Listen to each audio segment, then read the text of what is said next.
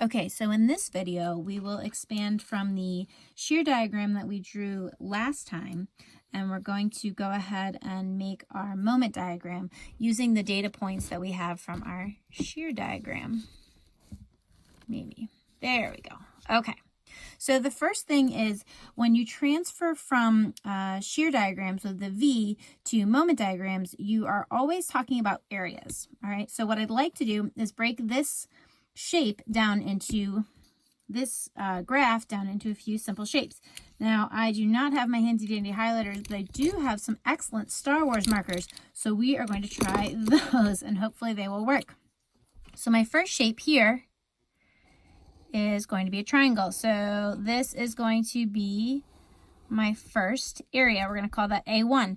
Now the problem with A1, right, is this pesky point right here.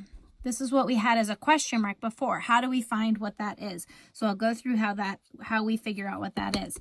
The next shape that I see here, right, is from here to here and here. So there's another little triangle there. We're going to call that A2. That is not so easy to read.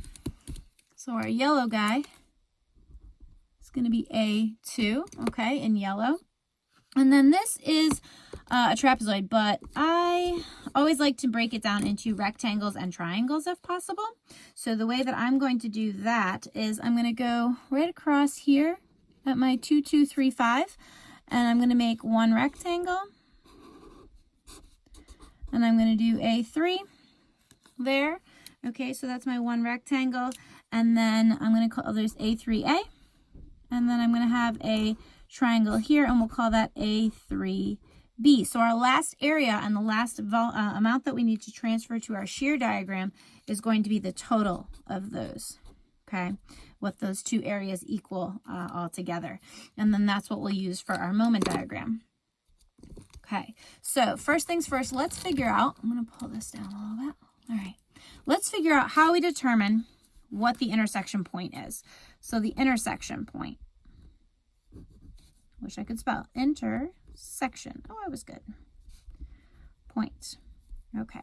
So let's think about this logically. What we are doing is we're dropping from 1,970 to 0, right? So that's going to be our change. Our delta is 1,970. We drop that much at 147 pounds per foot. So if I have 1,970, and I'm trying to get to 0, if I divide 1,970 divided by 147 pounds per foot, it'll tell me, using my slope or my pitch of that line, when I'm going to hit 0. So let's do that. There we go, 1,970 divided by 147. So that is 13.4 feet. Super inconvenient number. Excellent. It's probably because I made this problem up. So we know that on our moment diagram here, we're going to have something that occurs at 13.4 feet because that's where we're going to have area 1B. The other thing before I move on is I want to point out to you a couple of things. Area 1 is a positive area, okay, because it is over, get my purple marker back out, positive, right? It is above the 0 line. Area 2 is a negative number, as well as area 3A plus area 3B. That's going to be a negative number as well, right? So picture when we talk about loads that are pound per linear foot loads, like what we had here, right? So we had a load that was over the entire beam. That's going to create a curve in our moment diagram. So you're going to end up seeing a sloped line, right? So if you think about it, the sloped line is a gradual line. So the weight is being applied gradually on the moment, whereas when you just have point loads, like that first example Mr. McKeegan gave you on his slides, which I believe is page 5, slide 5, that was like a boxy one, and that had really straight, rigid lines. That's because you didn't have anything happening in between the different points. In this instance, and try to remember this when you're doing your diagrams, when you have a load that acts over the length of the beam, you're going to have a sloped line, okay? So our first thing is at 13.4.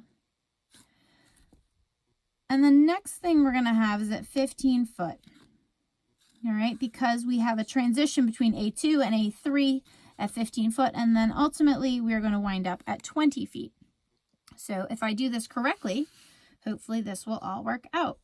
So the first thing I'm going to work on is my area 1.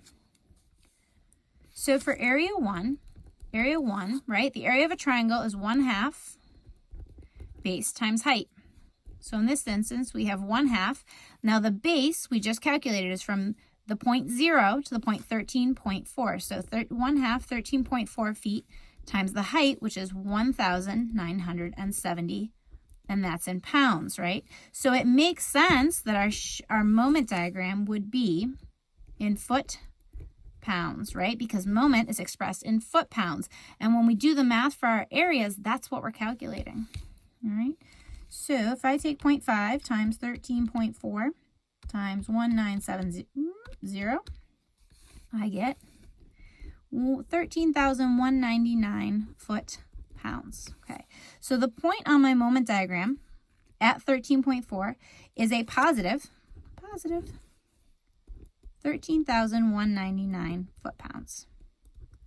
Okay, so like we talked about, I don't need my card anymore because I'm going from here to here and I'm going gradually, so there's a slope.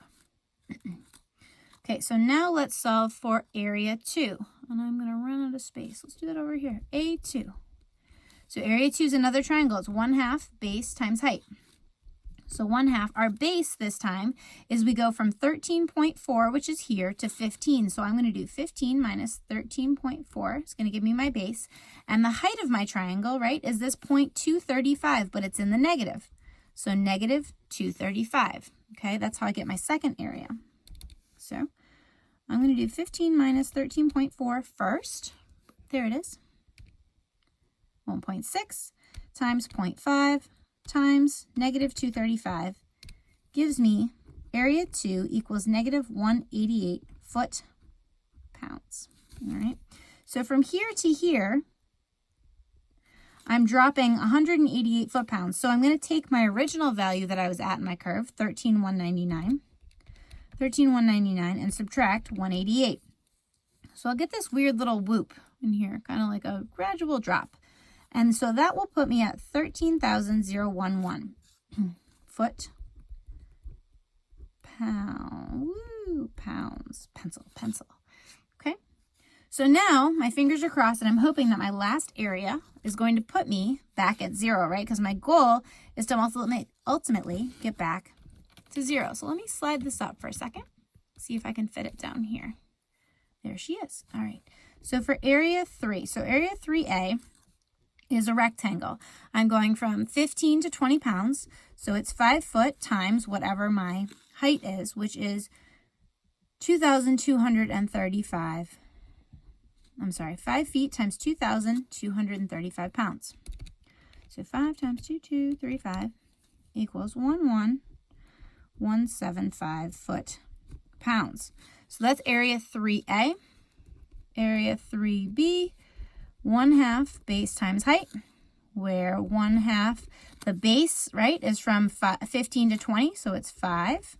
And the height in this instance is the difference between 2,235 and 2,970, right? This is my height that I'm trying to solve for here. So I'm going to do 2,970 minus 2,235 is 735. I should have known that. That's the same number I had before. Times 5 times 0.5 is 1837.5. That doesn't look right. Awesome. Let's see what we get.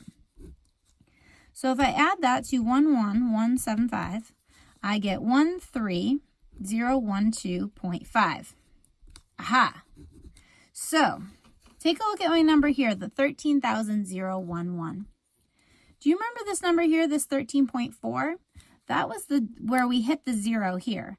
But if you remember correctly, when I did 1970 divided by 147, I rounded. There's a lot of decimals here, right? So this is a rounding error.